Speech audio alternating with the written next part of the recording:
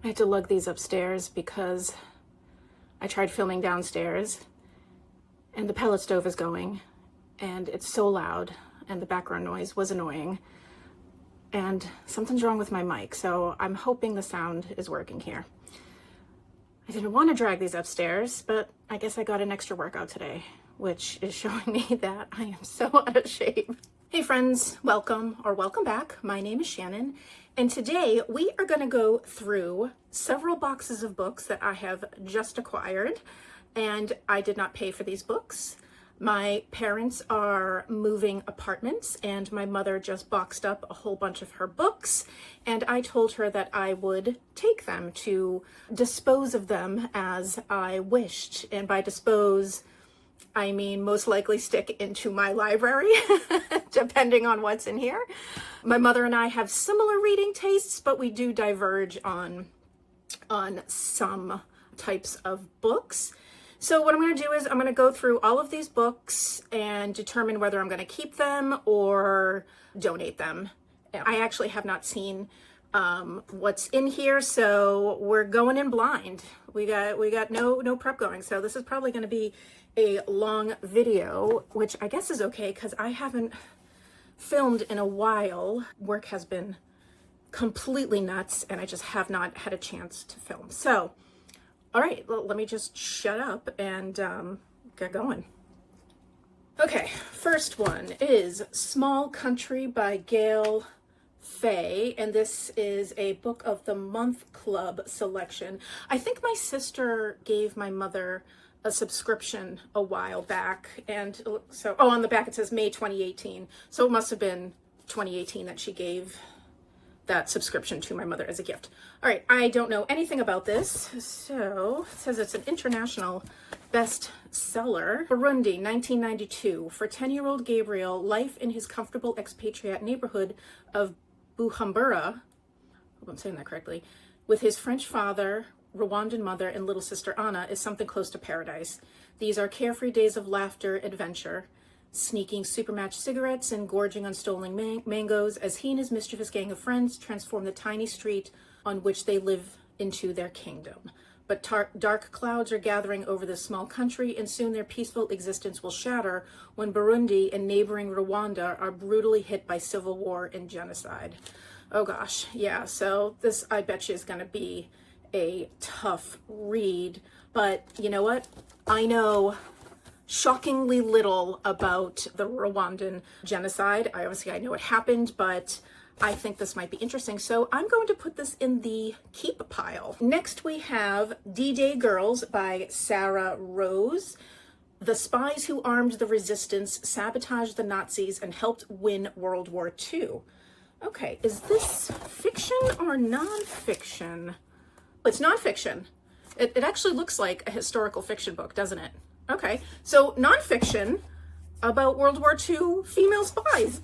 Yes, please. Don't get me wrong, I love me some historical fiction, but if I can get some nonfiction, even better. In 1942, the Allies were losing, Germany seemed unstoppable, and every man in England was fighting. Believing that Britain was locked in an existential battle, Winston Churchill had already created a secret agency, the Special Operations Executive, whose spies were trained in everything from demolition to sharpshooting. Their job, he declared, was to set Europe ablaze. But with most men on the front lines, the SOE was forced to do something unprecedented: recruit women. 39 answered the call, leaving their lives and families to become saboteurs in France. Yes, please. Okay. Mom, you're doing good so far. So this is, my mother and I, this is where we have similar tastes. Okay, next. Oh, okay. I've actually already read this. So this is The Summer Wives by Beatrice Williams, and this was July 2018 Book of the Month Club.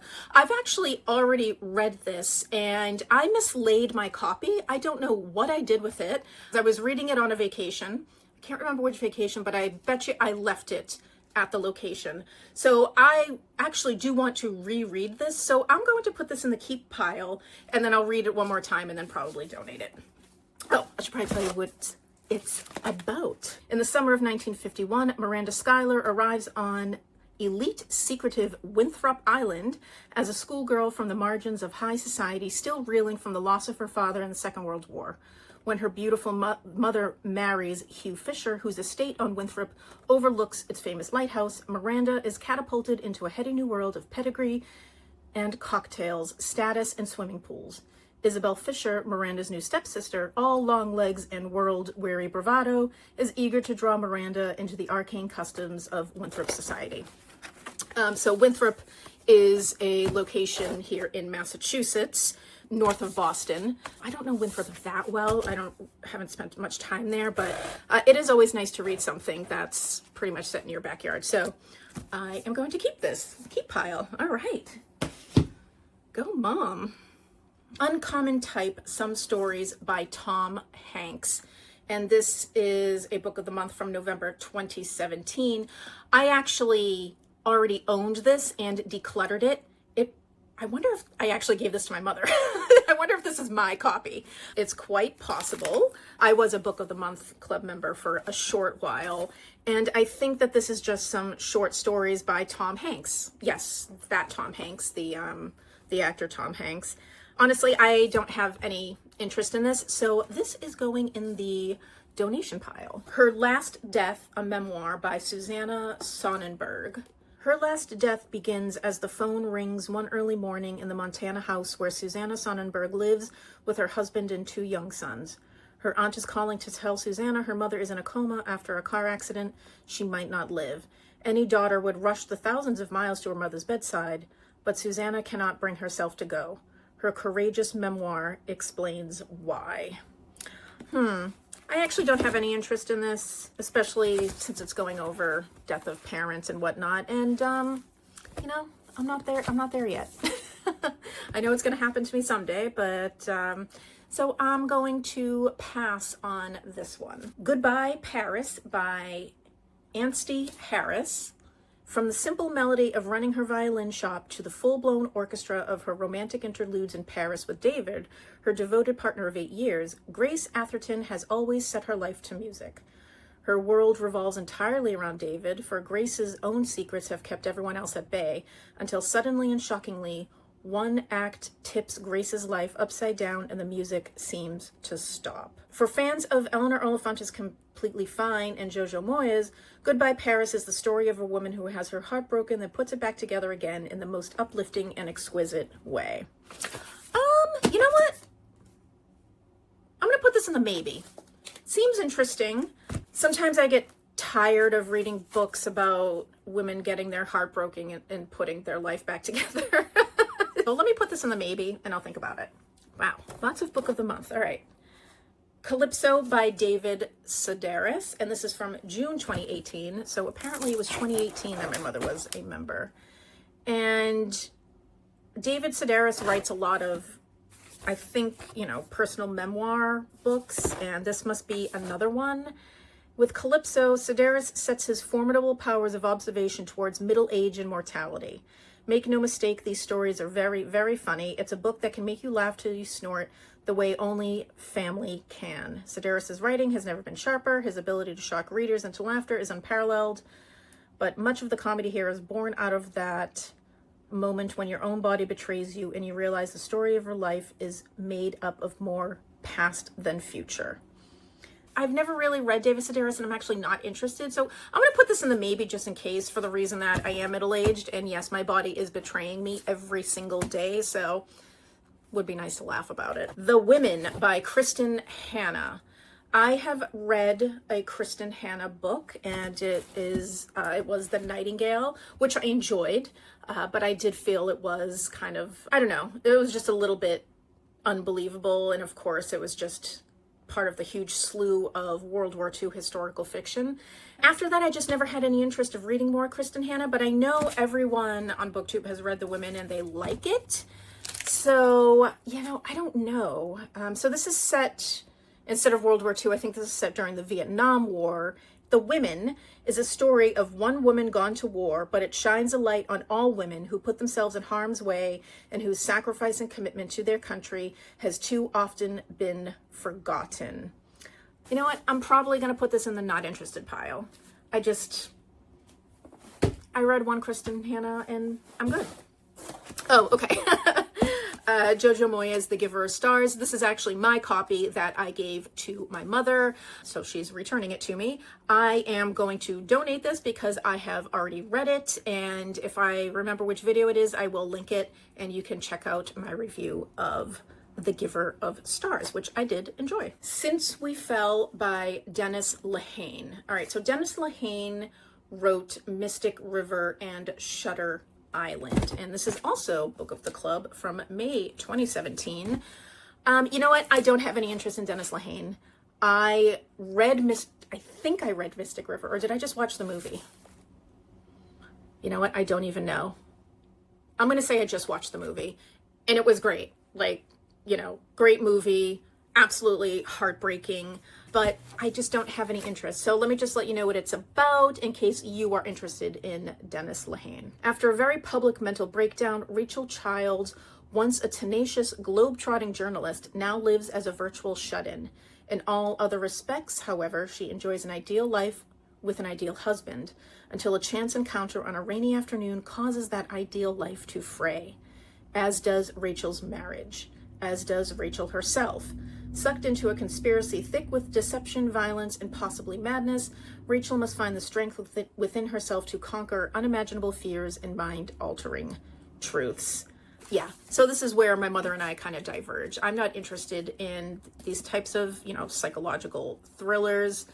So this is going in the not keeping pile. The Kiss Quotient by Helen Huang, and this is another book of the month from June 2018, and it is a romance. I'm actually surprised. I didn't realize my mother was into romances. I personally am not into romances, but I have heard that this is pretty cute. So for those of you who enjoy romances, let me know what you think about this. I'm going to stick this in the maybe pile. So let's see what it's about. All right. Stella Lane comes up with algorithms to predict customer purchases, a job that has given her more money than she knows what to do with and way less experience in the dating department than the average 30-year-old. It doesn't help that Stella has Asperger's, or that French kissing reminds her of a shark getting its teeth cleaned by pilot fish.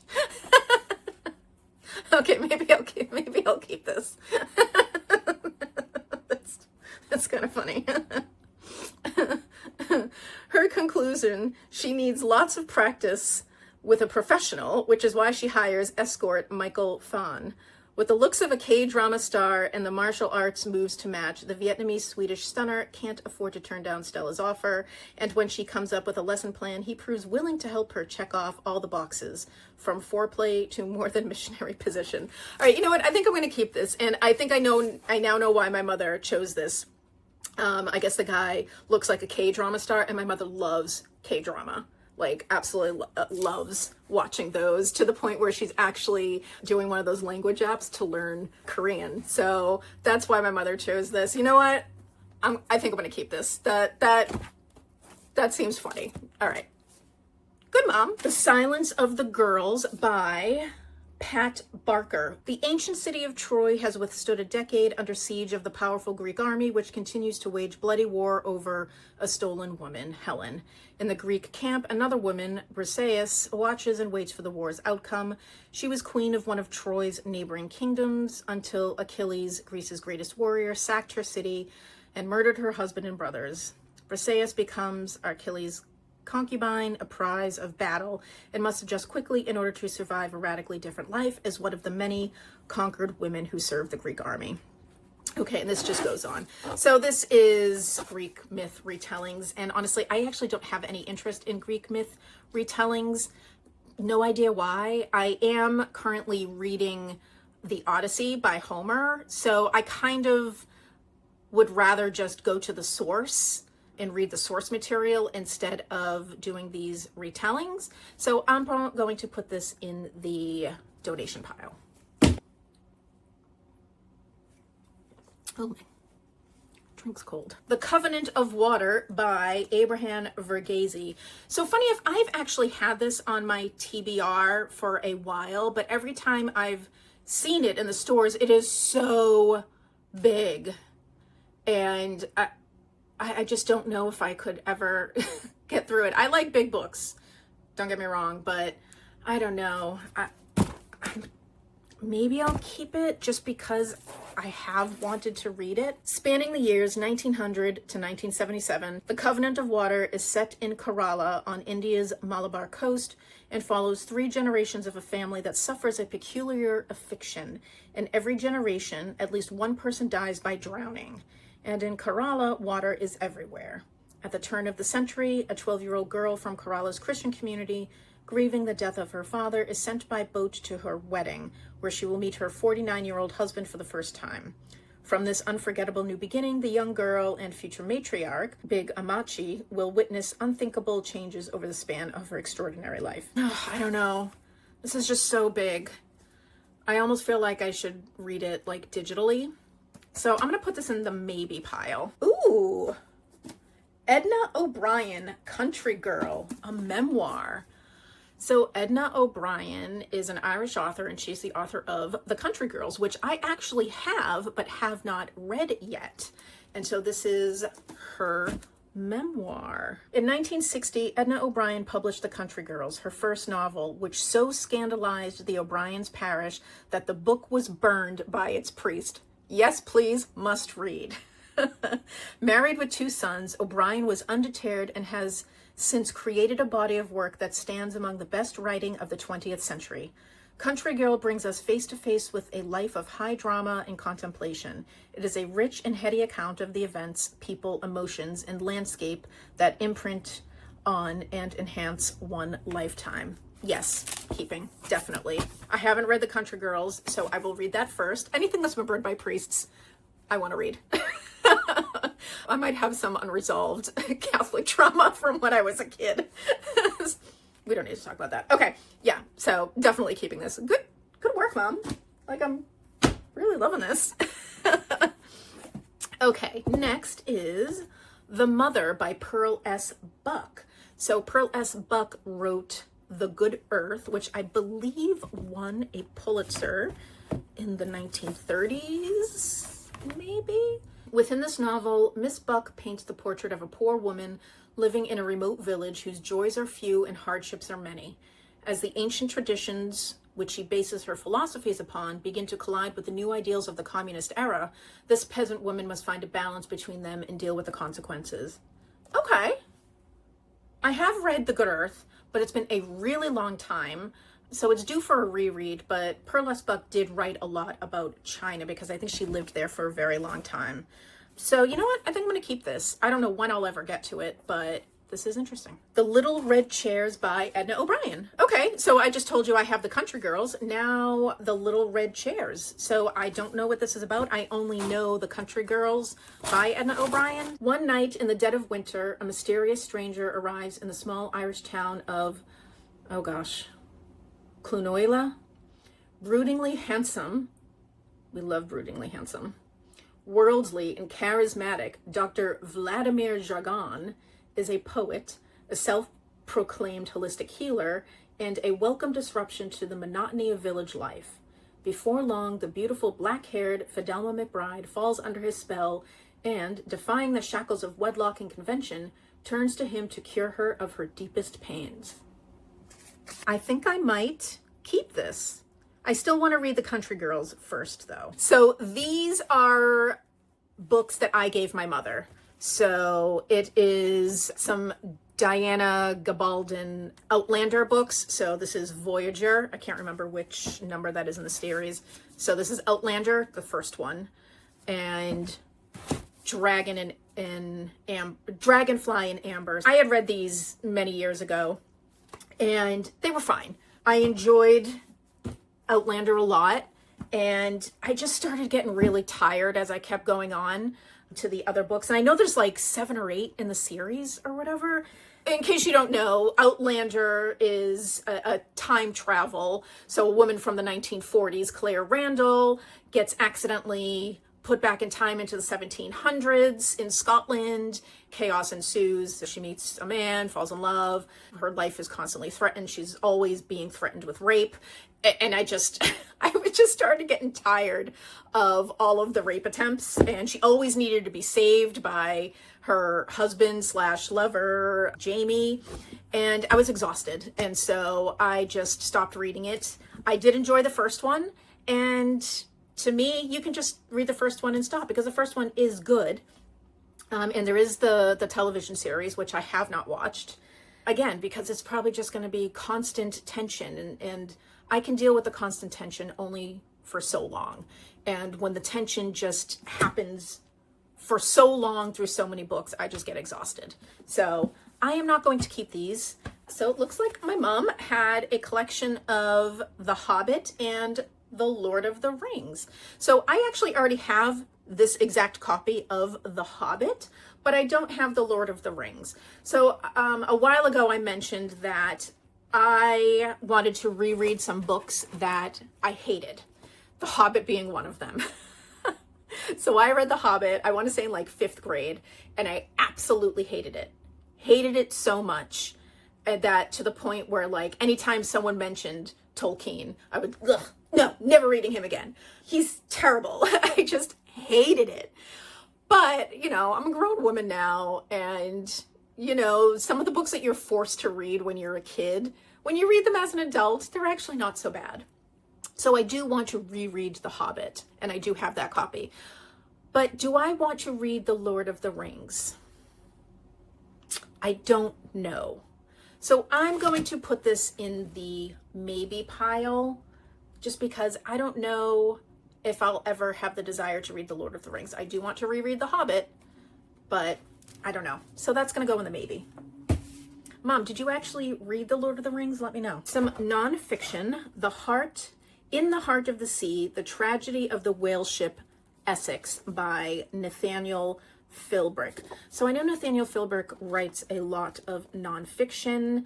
This is the inspiration for Herman Melville's Moby Dick. So in 1819, the 238-ton Essex set sail from Nantucket, here in Massachusetts, on a routine voyage to hunt whales. 15 months later, the unthinkable happened. In the farthest reaches of the South Pacific, the Essex was rammed and sunk by an enraged sperm whale. Fearing cannibals on the islands to the west, the 20-man crew set out in 3 small boats for South America, almost 3,000 miles away. 3 months later, only 8 were left alive, the survivors having been forced to eat the bodies of their dead shipmates. The ordeal of the Essex was as well known in its time as the story of the Titanic is today. So yeah, I am actually very interested in reading Nathaniel Philbrick's books. I actually already have, I believe, the audiobook saved in my Spotify to listen to at some point. So I'm actually going to donate this copy, even though I do plan on getting to this book eventually, but I think I'm just going to do it on audio. So I don't need this book taking up space. So, but good choice, Mom. I hope you liked it. Okay, so this is my copy as well, Little Fires Everywhere by Celeste Ng. And I did do a review of this a while ago, so I'll find that and link it. I can't remember if I wanted to keep this to reread it. So I'm going to stick this in my keep pile and then look at my notes, because I had just given this to my mother for her to read. Mom, did you actually read it? Let me know.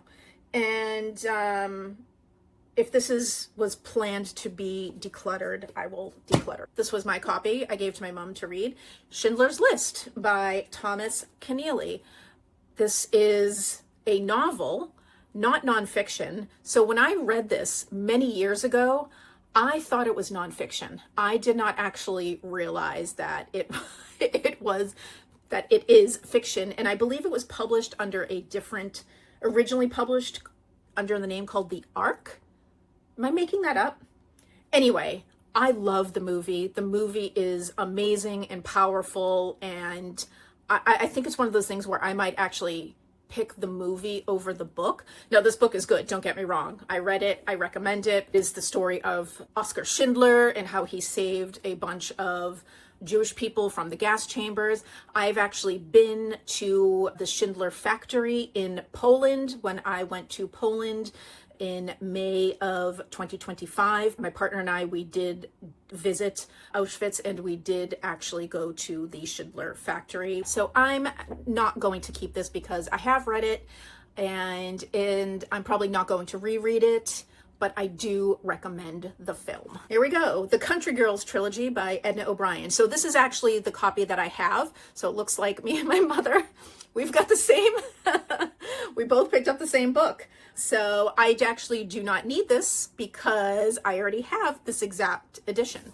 Childhood friends Kate and Baba have grown up together in the repressive atmosphere of a small Irish village. After being expelled from convent school, they dream of conquering the bright lights of Dublin, but are rewarded with bad faith, bad luck, and bad sex. Edna O'Brien's trailblazing novels revolutionized Irish literature in the 1960s. Banned by the authorities for being indecent and obscene, the novels were instantly notorious for their frank portrayal of young women's lives. So yeah, I'm definitely can't wait to get to this eventually, but I do not need this copy because I already have it. So I'm gonna put that in the donate pile. Oh gosh, Mom. Colleen Hoover? Really? I'm not even going to talk about that. We're not going to talk about Colleen Hoover. Oh my gosh, there's another one. Yeah, no.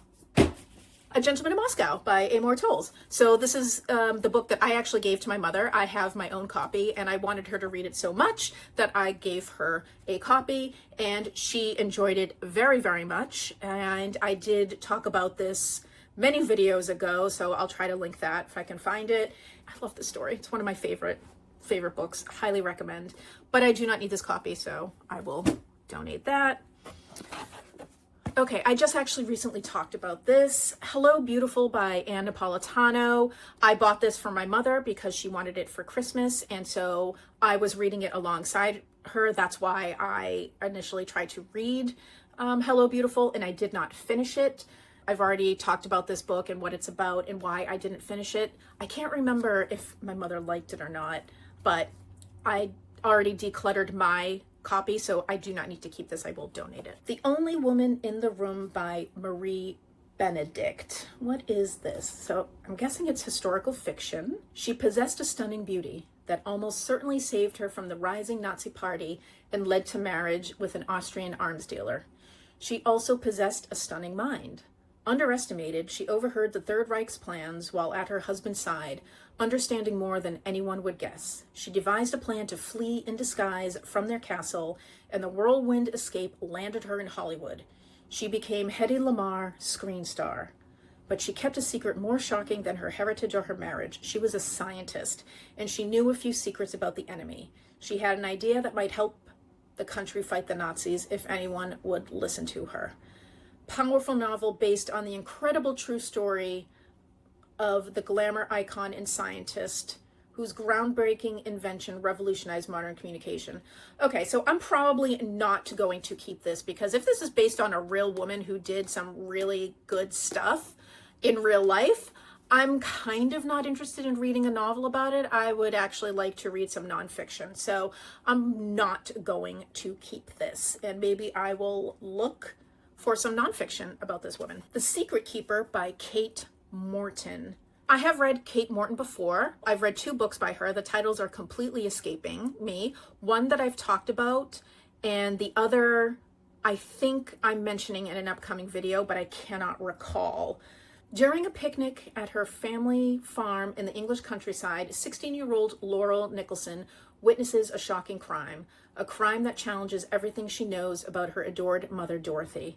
Now, 50 years later, Laurel and her sisters are meeting at the farm to celebrate Dorothy's 90th birthday. Realizing that this is her last chance to discover the truth about that long ago day, Laurel searches for answers that can only be found in Dorothy's past. Okay, so yeah, I enjoyed the Kate Morton books that I have read. So I'm going to keep this and see if I enjoy this one as well. Ooh, some nonfiction. Never Caught: The Washingtons' Relentless Pursuit of Their Runaway Slave. Ona Judge by Erica Armstrong Dunbar. So nonfiction, and we know that our founding fathers here in the United States were slave owners. So not all of them, but most of them. When the Washingtons moved from Mount Vernon in Virginia to Philadelphia, then the seat of the nation's capital, they took 9 enslaved people with them. They would serve as cooks and horsemen, as house servants and personal attendants. The North was different for the entire household. Indeed, there was even a Pennsylvania law requiring slaveholders to free their slaves after 6 months. Yet George Washington thought he could outwit and circumvent the law by sending his slaves south every 6 months, thereby resetting the clock. You kidding me? Ona Judge, Martha Washington's chief attendant, figured out the subterfuge and risked everything in search of freedom. This is the story not only of the powerful lure of liberty, but also of George Washington's determination to recapture his property by whatever means necessary. Yes, please, reading this. I mean, I knew the Washingtons were enslavers. I think Martha Washington came into the marriage with a bunch as part of her dowry. So I always knew that, but I didn't know that he was trying to circumvent Pennsylvania law. The President of the United States. Ah! Like we've never had a president trying to circumvent laws before. What? Mom, why do you have 2 copies of... Oh, you know what? I bet you that one of them is mine. The reason I hate Colleen Hoover so much is because I owned a copy of this. I read like a third of it, and then I stopped reading it, and I must have given it to her. So she has 2 copies. I'm so sorry, Mom, that I inflicted this on you. Just... no. The Second Mrs. Astor, a novel of the Titanic by Shauna Abe. Okay, so the Astors were on the Titanic, and I think John Jacob Astor went down with the ship, and his second young wife survived, I believe. So let me look on the back. Madeline Force is just 17 when she attracts the attention of John Jacob Jack Astor. Yeah, she was really young, like barely 17, 18. Madeline is beautiful, intelligent, and solidly upper class, but the Astors are in a league apart. Jack's mother was the Mrs. Astor, American royalty and New York's most formidable socialite. Jack is dashing and industrious, a hero of the Spanish-American War, an inventor and canny businessman.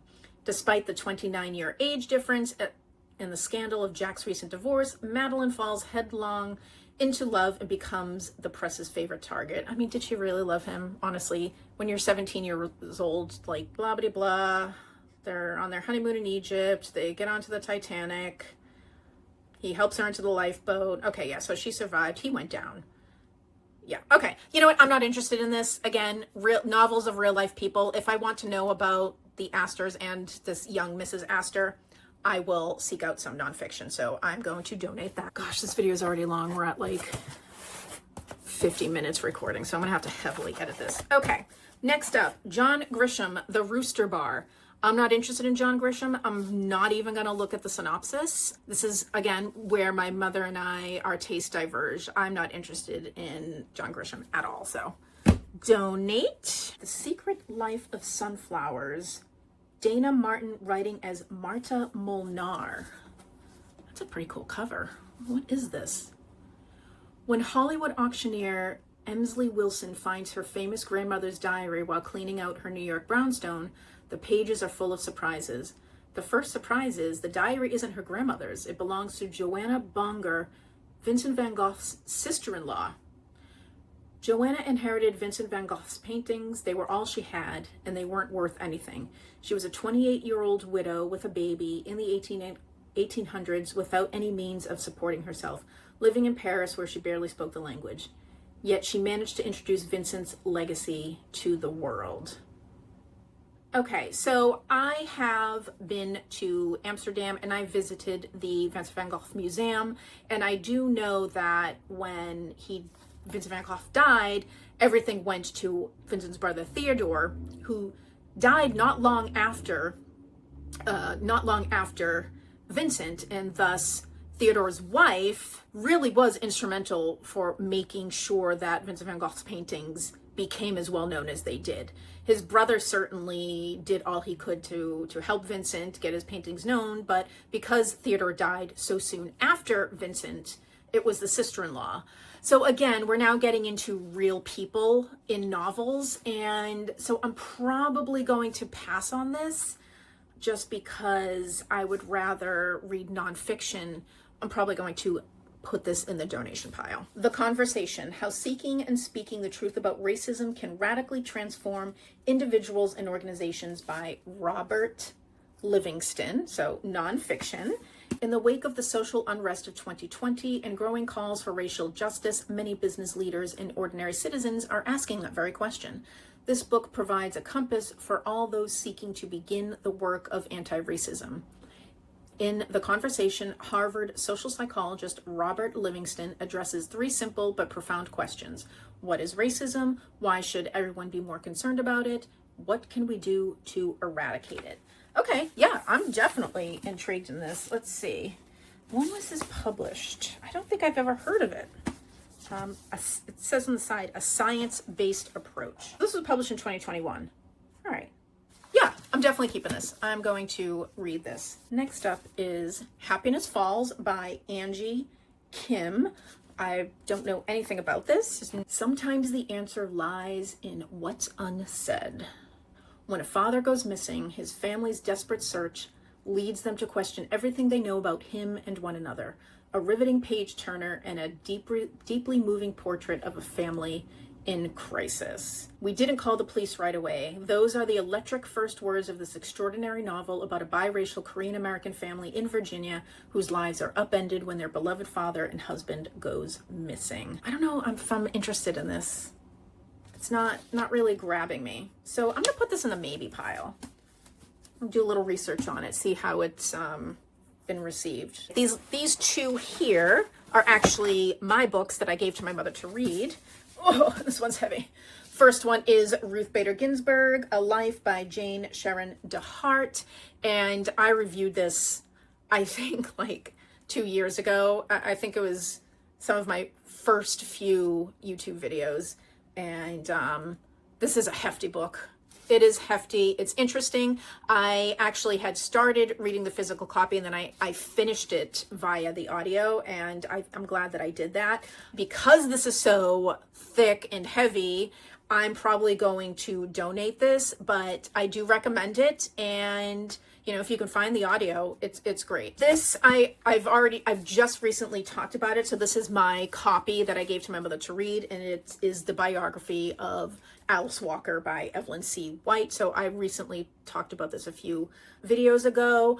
Because I've read it, I don't know if I'm going to keep it. Am I ever going to reread it? I'm not sure. So I'm going to put this in my maybe pile. I almost feel like I want to wait for an updated biography for Alice Walker to come out, because this was published in the early 2000s, and I think Walker's still alive, and so there's like another like 20 years of Walker's life that I would love to hear about. Yeah, 2004.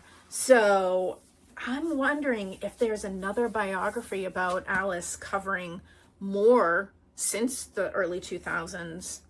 So I'm gonna put this in the maybe pile because I've already read it, I enjoyed it, but do I need to keep it? I don't know. Okay guys, this is the last box. We're almost there. Okay, I'm so sorry. Oh my God, we're at an hour. Oh my gosh, I'm gonna have to edit this. Okay. Pride and Prejudice by Jane Austen. Now, you know I love me some Jane Austen, and you're thinking, why would your mom get rid of Pride and Prejudice? Well, that is because she already has other versions of this book at home. She has a beautiful hardcover edition, and she is keeping that. So that is why she's getting rid of this. So I am going to donate this. I have several versions of Pride and Prejudice. I do not need another one in my collection. The Guncle by Stephen Rowley is my copy that I gave to my mother to read. I just recently reviewed this a couple videos ago, so I am going to keep this because I think I will reread it. It was such a really good story. I enjoyed it very much, so going to keep that. Love the One You're With by Emily Griffin. I think that she's a romance novelist. I don't know anything about this. Ellen and Andy Graham have the perfect marriage. There is no question how deep their devotion is and how naturally they bring out the best in each other. But one fateful afternoon, Ellen runs into Leo, the one who brought out the worst in her, the one who left her heartbroken nearly a decade ago, the one she could never quite forget. When his reappearance ignites long dormant emotions, Ellen begins to question whether life she's living is the one she's meant to live. I'm probably going to donate this. I don't read a ton of romance. I do have like one or two particular authors that I don't mind with respect to romance, but I'm not interested. So you're going to be donated. Sorry. I actually already have a copy of this. This is Cold Comfort Farm by Stella Gibbons. I actually have the same exact copy. So Mom, did you actually end up reading it? Let me know. Doesn't look like it's been read. So she must really be purging so she doesn't have to move that many boxes to the new apartment. When sensible, sophisticated Flora Paste is orphaned at 19, she decides her only choice is to descend upon relatives in deepest Sussex. At the aptly named Cold Comfort Farm, she meets the doomed Starkadders, Cousin Judith, heaving with remorse for unspoken wickedness, Amos, preaching fire and damnation, their sons, lustful Seth and despairing Reuben, and crazed old Aunt Ada Doom, who saw something nasty in the woodshed. But Flora loves nothing better than to organize other people and resolve to take each of them in hand. A hilarious parody of rural melodramas, Cold Comfort Farm is one of the best love comic novels of all time. So I already have this. I haven't read it yet. I do plan to read it eventually, so I do not need to keep this copy. The Lost Bookshop by Evie Woods. I have already read this. If you remember, I reviewed it a while ago. It was okay. I didn't love it. You know, there were some things that I had some problems with. So again, if I can remember which video that's in, I'll link it. I'm going to donate it. I'm not going to keep it. Okay, more Jane Austen. Sense and Sensibility. Again, Mom already has a set of beautiful hardcovers, and I have plenty of copies of this, so I'm going to donate it. The Bridges of Madison County by Robert James Waller. I actually already have a copy of this. I have read it, but it was a really long time ago, so I do plan on rereading it, but I don't need this copy because I already have a copy of it. And I'm sure you all know the very, very famous movie version with Meryl Streep and, oh my God, I already forgot his name, Clint Eastwood? Yeah, Clint Eastwood. Beautiful movie. And I think it's one of those things where the movie's better than the book type thing. But I haven't read this in a while, so I probably will reread it, but I do not need to keep this. This is about a post-war rural wife who's gets herself embroiled into a passionate affair with a traveling National Geographic photographer and the choices that she has to make. So really, you know, heartbreaking story, but I love the movie. Another Abraham Verghese, Cutting for Stone. This is the same writer as that massive book, The Covenant of Water, that I have in my maybe pile. This one seems a little bit more doable. Let's see, Marion and Shiva Stone are twin brothers born of a secret union between a beautiful Indian nun and a brash British surgeon. Orphaned by their mother's death and their father's disappearance, bound together by a preternatural connection and a shared fascination with medicine, the twins come of age as Ethiopia hovers on the brink of revolution. Am I interested in this? I think I'm going to donate this. I'm keeping Covenant of Water in my maybe pile for the reason that it has been on my list of things to read. Next is Rules of Civility by Amor Towles. And did I recently talk about this, or is it in an upcoming video? Okay, it's a couple hours later. My phone completely died while I was talking, and I only had 2 more books to go. So it turns out I was filming in 4K. Why? And my phone was just not having it. So I had lunch, did a workout, charged my phone, and it's a couple hours later. So let me finish these last 2 books so y'all can get on with your day. So I'm pretty sure I was talking about Rules of Civility by Amor Tolls, same author as A Gentleman in Moscow. I'm actually going to be talking about this book in a video soon. I'm pretty sure I have not filmed that video yet. And I've just recently reread this, and I actually gifted this book to my mother because I did enjoy the book so much, and I already have my own copy. Rules of Civility is set on the last night of 1937. 25-year-old Katie Content is in a second-rate Greenwich Village jazz bar when Tinker Gray, a handsome banker, happens to sit at the neighboring table. This chance encounter and its startling consequences propel her on a year-long journey toward the upper echelons of New York society, where she will have little to rely upon other than a bracing wit and her own brand of cool nerve. I like Rules of Civility. However, I actually prefer A Gentleman in Moscow so much more. I will be talking about this in an upcoming video soon. So this is actually going into the donation pile because I already have a copy. And Mom, did you read it? Did you like it? Let's talk about it. We're finally at the last book, and that is The Cider House Rules by John Irving. I've never had any interest whatsoever in reading John Irving. No reason why. He's been one of those authors like I'm just not interested in. However, I recently read Freshwater for Flowers. It's a French novel by Valerie Perrin, and I already talked about Freshwater for Flowers.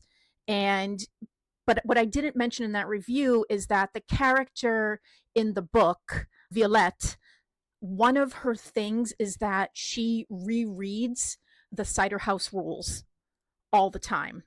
And I just found that very interesting. And I'm surprised I didn't mention that in the review, but to me, that was an interesting choice.